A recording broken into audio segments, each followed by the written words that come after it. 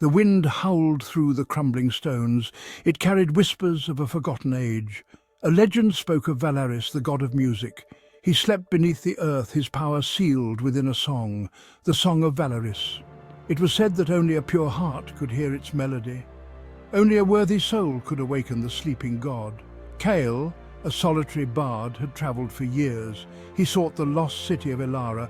Legend said it held the key to the song of Valaris. His lute was his only companion, his songs his only solace. Driven by an unseen force, he ventured into the heart of the ruins. The city was a graveyard of dreams. Broken columns reached for the sky like skeletal fingers. Vines choked the once grand avenues. The silence was heavy, oppressive. Yet Kael felt a strange energy thrumming beneath the decay.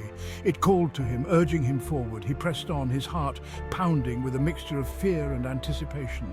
The song of Valaris awaited him. He could feel it in his bones. I wasn't the first to seek the song of Valaris. Many had come before me, lured by the promise of power. None had succeeded. I had heard their stories whispered in taverns and sung by firelight. They were cautionary tales, warnings against hubris and greed. But I was different. I didn't seek power or glory. I sought the song itself, its beauty, its magic.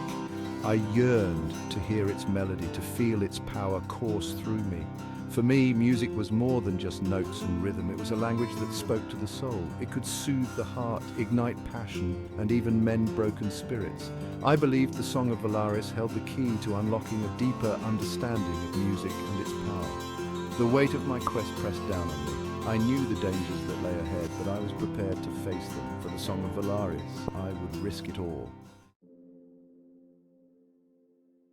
The path led Kael deeper into the ruins. He encountered strange and wondrous creatures. Stone gargoyles stirred to life as he passed, their eyes glowing with an eerie light. Gnarled trees whispered secrets in the wind, their voices ancient and mournful. He soon realized he was not alone. The city was guarded, not by soldiers or monsters, but by beings of pure music. They were the guardians of the melody, tasked with protecting the song of Valaris from unworthy ears. They appeared as shimmering figures, woven from light and sound. They tested Kael's resolve, challenging him with riddles and illusions. Each challenge was a test of his heart, his spirit, and his love for music. Each trial you face, Kael, is not just of mind or body, but of soul. Prove your worthiness, not with strength, but with the purity of your music. He faced each trial with courage and grace. He played his lute, his melodies echoing through the ruins. His music resonated with the Guardians, proving his worthiness. As Kael journeyed deeper into the heart of Elara, he discovered fragments of its past. He found crumbling libraries filled with ancient scrolls. He saw murals depicting a vibrant civilization, their lives intertwined with music. He learned that Elara had once been a beacon of art and culture. Its people had lived in harmony with Valaris, drawing power and inspiration from his music. But their greed had led to their downfall. They had sought to control Valaris, to bend his power to their will. In their arrogance, they had forgotten the true nature of music. They had sought to possess it, to control it, and in doing so, they had destroyed themselves. The Song of Valaris is not just a melody, Kael. It is a warning, a reminder that music is a gift, not a weapon. It is a force for creation, not destruction. Kael realized the truth in these words. The Song of Valaris was more than a quest. It was a lesson that music, in its truest form, was meant to bring harmony, not chaos. Section 5. The Heart of the Song. Finally, I reached the heart of the ruined city. I stood before a colossal amphitheater, its once grand stage now choked with weeds. At its center lay a single pristine stone. It pulsed with an otherworldly light. This was it, the source of the Song of Valaris.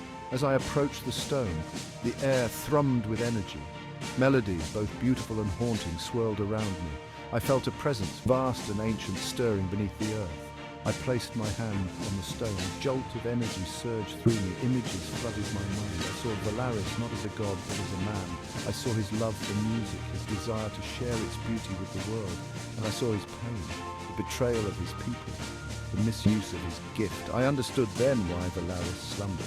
He had retreated from the world, his heart broken by the very people he had sought to inspire.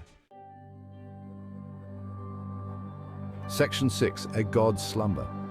The weight of Valaris' sorrow pressed down on me. I understood the god's choice. To awaken him would be to unleash his power upon the world, but it would also awaken his pain, his anger.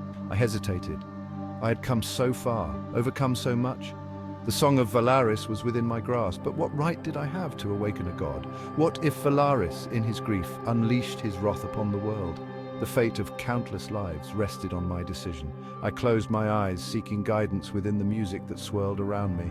I listened to the echoes of the past, the whispers of the present.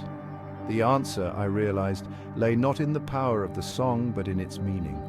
Valaris had not slumbered out of weakness, but out of love. He had chosen to withdraw from the world rather than see it consumed by darkness. Section 7. The Price of Power. Kael looked out at the ruins of Elara. He saw the consequences of unchecked ambition, the destructive power of greed. The world had forgotten the true meaning of Valaris' gift. They had sought to control it, to bend it to their will. He realized that awakening Valaris would not heal the world. It would only plunge it further into chaos. The world was not ready for his power. They had not yet learned the lessons of the past. He stepped back from the stone. The music faded, the light dimmed. He felt a pang of disappointment, a flicker of regret, but it was quickly replaced by a sense of peace. He had come seeking the song of Valaris, but he had found something far greater. He had found wisdom, he had found understanding. Section 8. A Melody of Choice. Kael sat down on the edge of the ruined stage. He took out his lute, its familiar weight a comfort in his hands. He closed his eyes and began to play. He didn't play the song of Valaris, he played a song of his own making, a song of hope, of healing, of understanding, a song that spoke of the power of music to unite, to inspire, to heal. His music echoed through the ruins, carried on the wind. He played for the ghosts of Elara, for the slumbering god beneath his feet. He played for himself, for the journey he had taken, for the lessons he had learned. As he played, he felt a sense of peace settle over him. He knew he had made the right choice.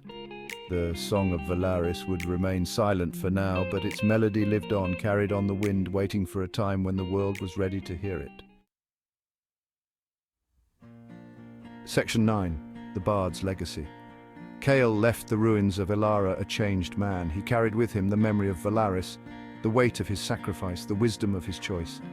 He no longer sought the song of Valaris, he sought to share its message. He traveled the land, his lute his constant companion. He played in taverns and castles, for rich and poor alike. He sang of Elara, of Valaris, of the power and responsibility of music. His songs were more than just entertainment. They were stories, lessons, warnings. They spoke of the dangers of greed, the importance of compassion, the transformative power of music. He became a legend himself, his name whispered in hushed tones. He was the bard of Valaris, the keeper of his legacy. He was a voice for the voiceless, a beacon of hope in a world teetering on the brink. Section 10. A World Transformed.